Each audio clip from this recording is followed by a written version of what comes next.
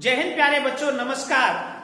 मैं Udayveer Singh, chemistry lecturer, GSSS Hodal, जिला पलवल, आपका स्वागत करता हूं क्लास 11th केमिस्ट्री के unit number 4 chemical bonding and molecular structure के पार्ट 3 के अंदर। प्यारे बच्चों, हमने जो पहले दो पार्ट्स थे उसमें आपके साथ डिस्कस किया था बॉन्ड क्या है, type of bonds and Lewis octet theory. After that हमने आपको बताया था ionic bond formation and calculation of lattice enthalpy के लिए हमने एक्सप्लेन किया था बॉर्न-हेबर साइकिल। केमिकल बॉन्ड दो तरह का होता है, एक आयनिक बॉन्ड और एक कोवैलेंट बॉन्ड। अगर बॉन्ड बनाने वाले आयंस हैं, positive ion and negative ion, तो बनेगा आयनिक बॉन्ड। कैटायन बनता है कोई भी मेटल इलेक्ट्रॉन डोनेट करता है, और एनाइन बनता है कोई भी नॉन मेटल इलेक्ट्रॉन एक्सेप्ट करता है।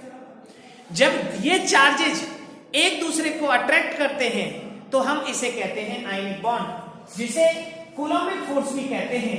F = K Q1 Q2 upon R²। अब ये जो फोर्स ऑफ अट्रैक्शन ये इनवर्सली प्रोपोर्शनल होता है उनकी रेडियस के, डिस्टेंस जो होती है बिटवीन टू आयंस, और ये डायरेक्टली प्रोपोर्शनल होता है चार्जेज के। अगर कोई भी आयनिक बॉन्ड, अब इसमें आपको कैटायन का साइज लार्ज होना चाहिए, कैटायन लार्ज हो क्योंकि जल्दी कैटायन बनाएगा, एनाइन स्मॉल हो और चार्जेज हाई हो, तो आयनिक बॉन्ड अच्छा बनता है। ये तीन कंडीशन ऐसी हैं जो किसी भी आयनिक बॉन्ड की जो एफिशिएंसी होती है उसको एक्सप्लेन करती है। लेकिन अगर कैटायन का साइज स्मॉल हो जाए, एनाइन का साइज लार्ज हो जाए और उनके ऊपर चार्ज कम हो जाए, तो आयनिक बॉन्ड के अंदर कोवैलेंट कैरेक्टर आ जाता है, जिसे एक्सप्लेन किया था फजान्स रूल ने। प्यारे बच्चों, केमिकल बॉन्डिंग के लिए सबसे पहली जो थ्योरी दी गई वो दी गई लीविस ऑक्टेट थ्योरी। और लीविस ऑक्टेट थ्योरी ने कहा था atoms form bond to complete 8 electron in their valence shell. Atom bond बनाएंगे अपने वैलेंस सेल में 8 इलेक्ट्रॉन पूरा करने के लिए, by donating electron, by accepting electron और बाय शेयरिंग इलेक्ट्रॉन। तो लीविस ऑक्टेट थ्योरी। अब अगर हम लीविस ऑक्टेट थ्योरी की बात माने तो लीविस ऑक्टेट थ्योरी की कुछ लिमिटेशंस रह गई। ये वो बेसिक्स हैं जो आपको बॉन्डिंग समझने के लिए बहुत जरूरी है, क्योंकि अगली जितनी भी थ्योरीज आई वो सब एक दूसरे के बेस पर आई कि पिछली थ्योरी में क्या कमी रह गई थी। तो limitation of Lewis octet theory अगर हम बात करें तो इसकी मेन जो लिमिटेशन थी वो 4 थी। सबसे पहली, there are few species formed with incomplete octet. कुछ ऐसी स्पीसीज भी बन रही थी जिनमें 8 इलेक्ट्रॉन पूरे नहीं थे, फिर भी वो बन रही थी, जैसे BeH2 बेरियम हाइड्राइड, जैसे BH3 बोरेन। इसमें 2 इलेक्ट्रॉन अपने हैं, 2 शेयर किए तो 4 इलेक्ट्रॉन हुए, एडजस्ट कर रहा है। 3 इलेक्ट्रॉन अपने हैं, 3 शेयर किए, 6 इलेक्ट्रॉन हुए, एडजस्ट कर रहा है। पहली कमी इनकम्प्लीट ऑक्टेट। और इसकी दूसरी कमी थी एक्सटेंडेड ऑक्टेट, जिनमें ऐसी भी स्पीसीज कुछ बन रही थी जिनमें 8 इलेक्ट्रॉन से ज्यादा थे, फिर भी वो बन रही थी। एग्जाम्पल के लिए PCl5, फास्फोरस के 5 इलेक्ट्रॉन अपने, 5 इसने शेयर किए तो टोटल 10 हो गए। SF6, सल्फर के 6 इलेक्ट्रॉन अपने, 6 इसने 6 फ्लोरीन के साथ एक शेयर किए तो 12 हो गए। और IF7, iodine has 7 electron in its valence cell and it shares 7 electron with 7 fluorine atoms, so it has 16 electrons। तो कुछ ऐसी भी स्पीसीज पा रही थी। तीसरा था ऑड इलेक्ट्रॉन स्पीसीज। कुछ ऐसी ऑड इलेक्ट्रॉन की स्पीसीज पाई जाती हैं, जैसे NO2 है। NO2 के पास एक ऑड इलेक्ट्रॉन है, और जो ऑड इलेक्ट्रॉन होता है वो अनपेयर्ड होता है, और अनपेयर्ड इलेक्ट्रॉन अगर किसी बॉन्डिंग स्पीसीज में रह जाएगा तो वो अनस्टेबल होगा। तो Lewis theory phase two explain the stability of odd electron species. और जो NO2 होता है वो कभी NO2 की तरह एग्जिस्ट ही नहीं करता, NO2 दूसरे NO2 के साथ मिलकर डाइमराइज करता है। एक क्वेश्चन भी है, व्हाई NO2 डाइमराइज? तो ये दोनों इलेक्ट्रॉन आपस में एक कोवैलेंट बॉन्ड बनाएंगे and they exist as N2O4।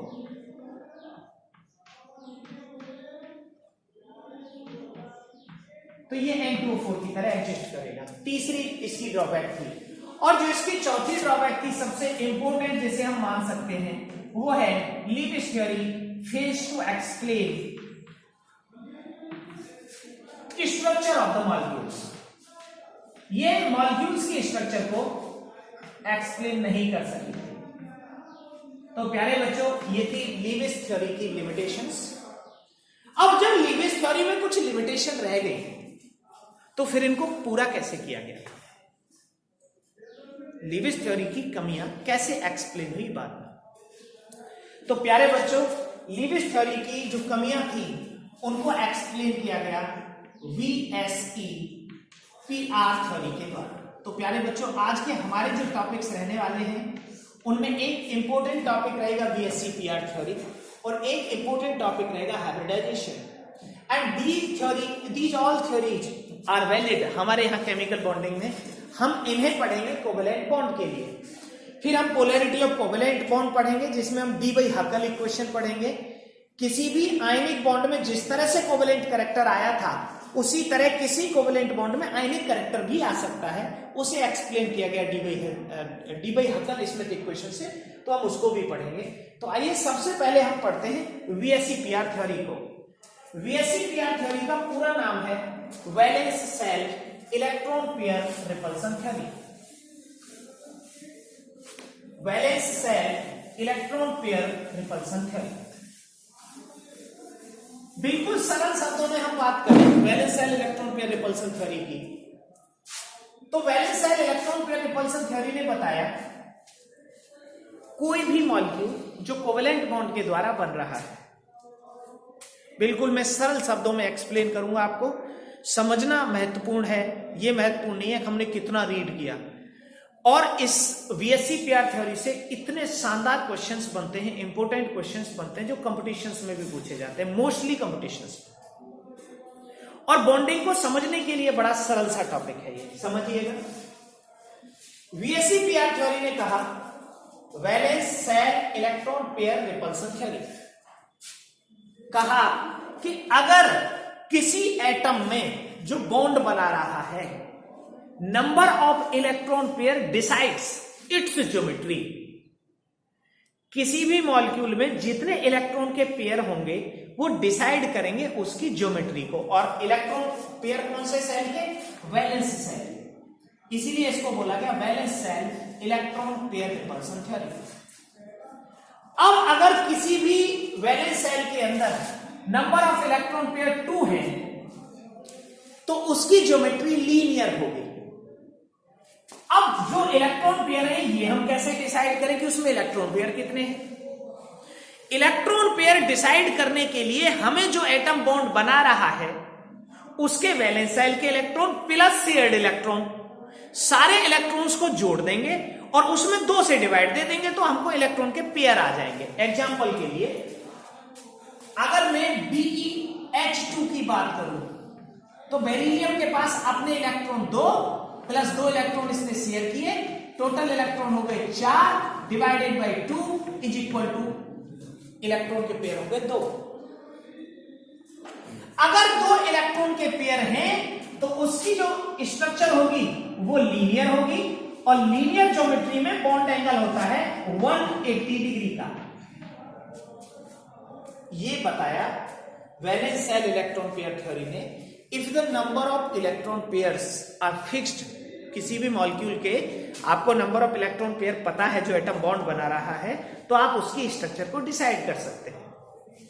अगर उसके अंदर 2 इलेक्ट्रॉन पेयर है तो उसकी लीनियर ज्योमेट्री होगी और 180 डिग्री का एंगल होगा। अगर किसी में 3 इलेक्ट्रॉन पेयर है और 3 इलेक्ट्रॉन पेयर में स्ट्रक्चर उसकी ये ज्योमेट्री होगी ट्रायगोनल, और ट्रायगोनल ज्योमेट्री पर बॉन्ड एंगल होता है 120 डिग्री का,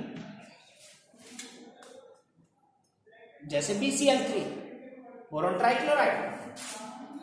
3 इलेक्ट्रॉन अपने और 3 उसने शेयर कर लिए।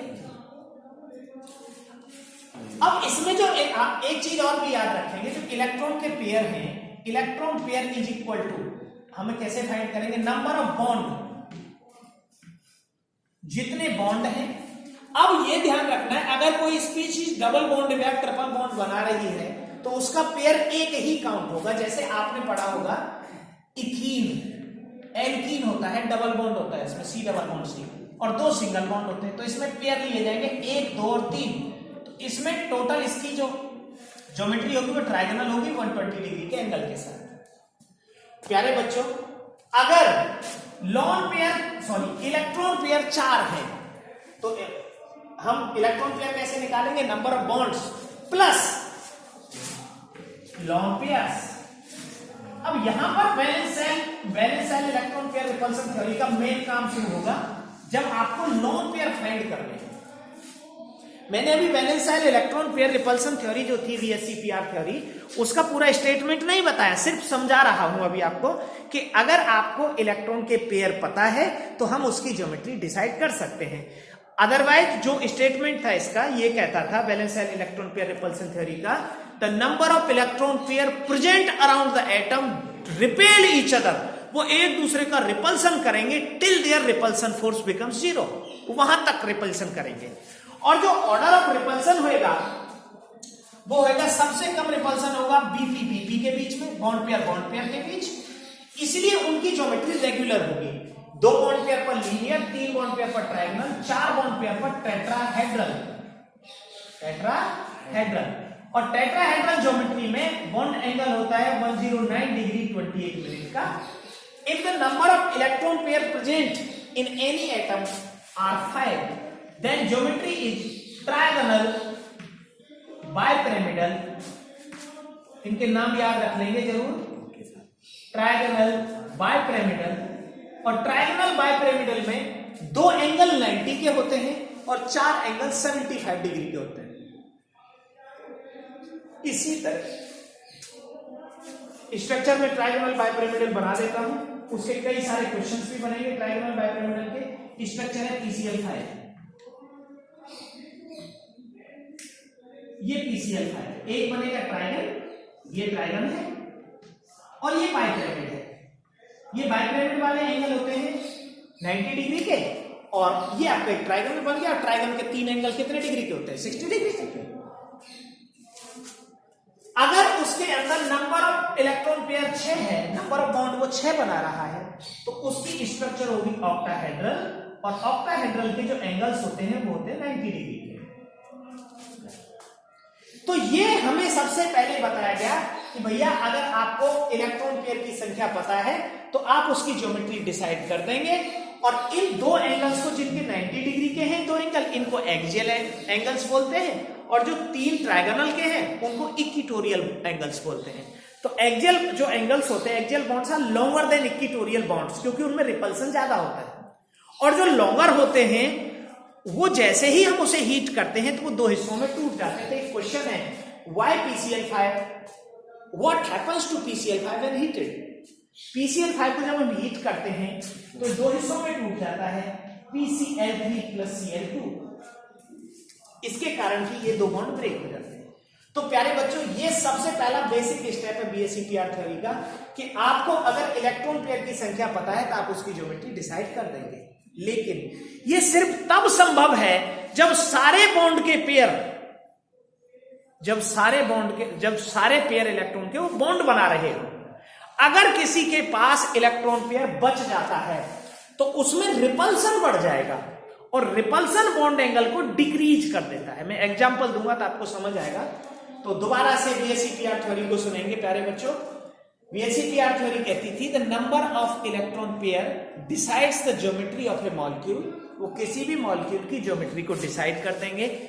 If the lone pairs are present, तो अगर कहीं लॉन पेयर प्रेजेंट है तो उनमें रिपल्सन होगा, और रिपल्सन उस जगह तक होगा जब तक उनका repulsion force becomes negligible. Example के लिए, अगर आप 2 बार मैग्नेट लेते हैं और उनके साउथ पोल को इस तरह से एक दूसरे के सामने रख देते हैं तो वो एक दूसरे को रिपल्सन करेंगे, और कहां तक करेंगे? जहां तक उनका रिपल्सन 0 ना हो जाए। इसी तरह इस BSEPR थ्योरी ने बताया कि इलेक्ट्रॉन के पेयर एक दूसरे, क्योंकि इलेक्ट्रॉन पर सेम चार्ज होगा तो उनमें रिपल्सन होगा जब तक उनका रिपल्सन 0 ना हो जाए। सबसे कम रिपल्सन होता है बॉन्ड पेयर का, उसके बाद रिपल्सन होता है बॉन्ड पेयर लॉन पेयर का BP-LP, और सबसे ज्यादा जो रिपल्सन होता है वो होता है LP-LP। ये ऑर्डर ऑफ रिपल्सन है, इसको याद जरूर करेंगे। अब हम कुछ ज्योमेट्रीज देखते हैं जिनमें कुछ बॉन्ड एंगल्स होंगे, जिनमें कुछ बॉन्ड पेयर्स होंगे, कुछ लॉन पेयर होंगे। अब हमें ये आइडेंटिफाई कैसे होगी सर, इसमें कितने लॉन पेयर हैं और कितने बॉन्ड पेयर हैं? तो आइडेंटिफाई करने के लिए जिस एटम से आप बॉन्ड बनवा रहे हो उस एटम के वैलेंस शेल के इलेक्ट्रॉन पता हुआ। अगर आपको वैलेंस शेल के इलेक्ट्रॉन पता है तो आप इजीली फाइंड कर लेंगे कि उसमें कितने लॉन पेयर होंगे। कुछ एग्जांपल्स के साथ आपको बता। सबसे पहला एग्जांपल हम लोग लेने वाले हैं ग्रुप नंबर 14 का पहला मेंबर कार्बन। ग्रुप नंबर 14 में कितने इलेक्ट्रॉन होते हैं टोटल वैलेंस शेल में? 4। कार्बन के वैलेंस शेल में कितने इलेक्ट्रॉन? 4। तो इसने CH4 की अगर मैं स्ट्रक्चर देखूं तो इसके पास टोटल 4 इलेक्ट्रॉन थे। इसने चारों हाइड्रोजन के साथ एक एक इलेक्ट्रॉन शेयर कर लिया, तो इसका मतलब इसके पास कुछ भी नहीं बचा।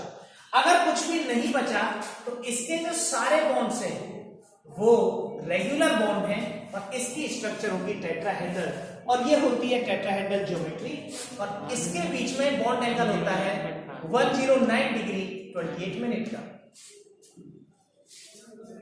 14 ग्रुप था, 14 ग्रुप के पास 4 इलेक्ट्रॉन होते हैं, चारों इलेक्ट्रॉन के उसने बॉन्ड बना लिए। इसमें सारे जो पेयर हैं, टोटल पेयर है बॉन्ड के बराबर, तो टोटल पेयर 4 है। क्योंकि चारों बॉन्ड पेयर है तो रिपल्सन लीस्ट होगा, लीस्ट रिपल्सन के कारण इनके बॉन्ड स्ट्रॉन्ग होते हैं। अब बढ़ते हैं हम अगले ग्रुप की ओर। 15 ग्रुप का पहला मेंबर होता है नाइट्रोजन। और प्यारे बच्चों, नाइट्रोजन के पास इलेक्ट्रॉन की संख्या होती है 5, लेकिन अगर हम देखें NH3 में तो उसने 3 बॉन्ड बनाए, एक एक शेयर करके हाइड्रोजन के साथ। अब टोटल इलेक्ट्रॉन 5 थे।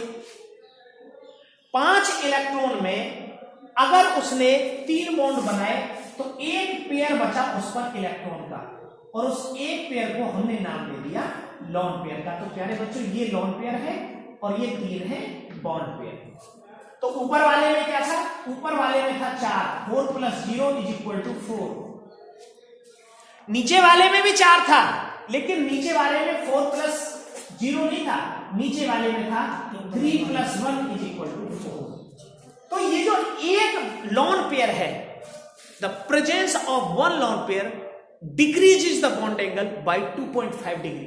तो इसका जो बॉन्ड एंगल होता है वो 107 डिग्री होता है, 2.5 डिग्री घट जाता है, -2.5 डिग्री बाय 1 लॉन पेयर, और इसकी स्ट्रक्चर हो जाती है पिरामिडल।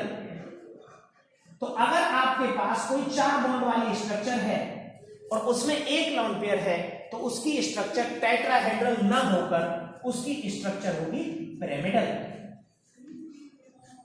सेम अगर किसी के पास, इससे जस्ट अगले ग्रुप की ओर चलते हैं, इससे अगला मेंबर है हमारा ऑक्सीजन।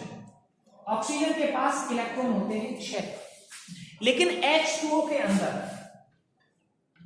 वो बॉन्ड बनाता है 2। तो अभी कितने इलेक्ट्रॉन बचे? 4, क्योंकि 6 थे, 2 बॉन्ड बना लिए, 2 इलेक्ट्रॉन में 4 बचे, और 4 का मतलब होता है 2 लॉन पेयर। और 2 लॉन पेयर से, क्योंकि एक ही लॉन पेयर में रिपल्सन इतना हो गया था और लॉन पेयर को रिपल्सन और ज्यादा करेंगे, तो इसका बॉन्ड एंगल हो जाएगा 104 डिग्री और इसकी स्ट्रक्चर हो जाएगी बैंड। तो प्यारे बच्चों, 4 तो इसमें भी है, इसमें 4 थे 4 + 0, इसमें 4 थे 3 + 1, और इसमें 4 है 2 + 2 = 4। तो इससे डिसाइड होती है किसी भी मॉलिक्यूल की ज्योमेट्री। तो ये 4 के 3 केस पॉसिबल हैं। पहला केस है 4 का 4 + 0, दूसरा केस है 4 का 3 + 1, तीसरा केस है 4 का 2 + 2, और चौथा केस है 4 का 1 + 3। 1 + 3, एक बॉन्ड पेयर हो और 3 लॉन पेयर हो, जैसे HCl। Cl के अंदर 7 इलेक्ट्रॉन, एक इलेक्ट्रॉन शेयर कर लिया तो 3 इलेक्ट्रॉन बचे। 3 इलेक्ट्रॉन का मतलब हो गया 3 लॉन पेयर, 6 इलेक्ट्रॉन का मतलब 3 लॉन पेयर, लेकिन स्ट्रक्चर उसकी लीनियर ही होगी। इसके अलावा अब हम देखते हैं 5 के केस, कि अगर हमारे पास नंबर ऑफ पेयर 5 है तो 5 कैसे कैसे पॉसिबल है प्यारे बच्चों? 5 पॉसिबल है 5 + 0, जैसे पीसीआई फाइल में 5 + 0 एक, इसके पास 5 बॉन्ड इलेक्ट्रॉन थे, पांचों की पांचों उसने शेयर कर लिए, तो 5 + 0 = 5, और इसकी ज्योमेट्री रेगुलर ट्रायगोनल बाइपिरामिडल होगी with the same bond angle which mentioned earlier.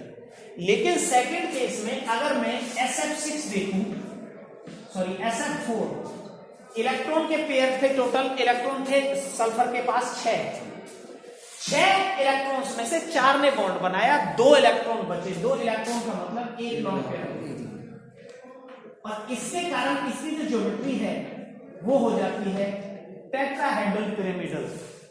पहली तो थी ट्रायगोनल बाइपिरामिडल, अब हो जाएगी टेट्राहेड्रल पिरामिडल या स्क्वायर पिरामिडल SF4 की, और इसके कारण इसका बॉन्ड एंगल रिड्यूस हो जाएगा और ये अनस्टेबल हो जाएगा नेचर में। तो ये एग्जांपल हो गया 4+1 का। अगर इसमें एक लोन पेयर और बढ़ा दिया जाए, एग्जांपल लेते हैं हम ClF3 का। क्लोरीन के पास 7 इलेक्ट्रॉन थे, 3 ने बॉन्ड बनाए, टोटल बचे 4, 4 का मतलब 2 लोन पेयर। तो इसकी स्ट्रक्चर हो जाएगी ClF3 की T से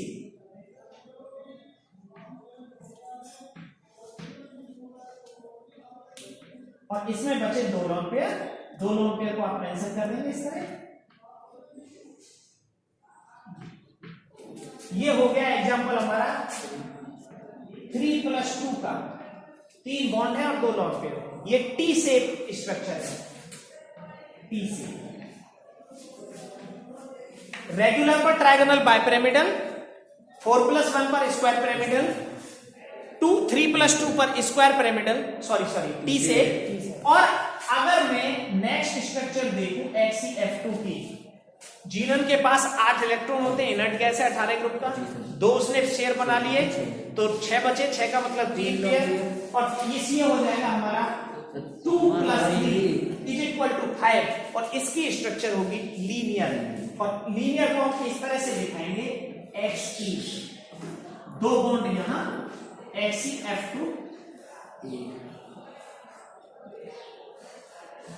तो प्यारे बच्चों, इस तरह से ज्योमेट्री बदल जाती है लोन पेयर बदलने पर, और लोन पेयर के साथ साथ उसमें बॉन्ड एंगल भी चेंज होता है। जैसे जैसे लोन पेयर बढ़ते जाएंगे वैसे वैसे रिपल्सन बढ़ता जाएगा, और वो रिपल्सन तब तक होगा जब तक वो 0 ना हो जाए, और इन रिपल्सन के कारण उसकी जो शेप है वो भी चेंज होगी, उनका जो बॉन्ड एंगल है वो भी चेंज होगी, और बॉन्ड की जो स्ट्रेंथ है वो भी चेंज होगी। अगर लोन पेयर की नंबर ज्यादा बढ़ जाती है तो बॉन्ड वीक हो जाएगा, तो बॉन्ड जल्दी टूटेगा। तो so this is all about the BSc-PR theory. In our next part we will talk about the hybridization, और hybridization nothing other than the number of electron pairs. अगर किसी के 2 इलेक्ट्रॉन पेयर है तो sp, 3 है तो sp2, 4 है तो sp3, 5 है तो sp3d, 6 है तो sp3d2। बिल्कुल इलेक्ट्रॉन पेयर से ही डिसाइड होगा उसका hybridisation. So thanks for watching, thank you and have a good day.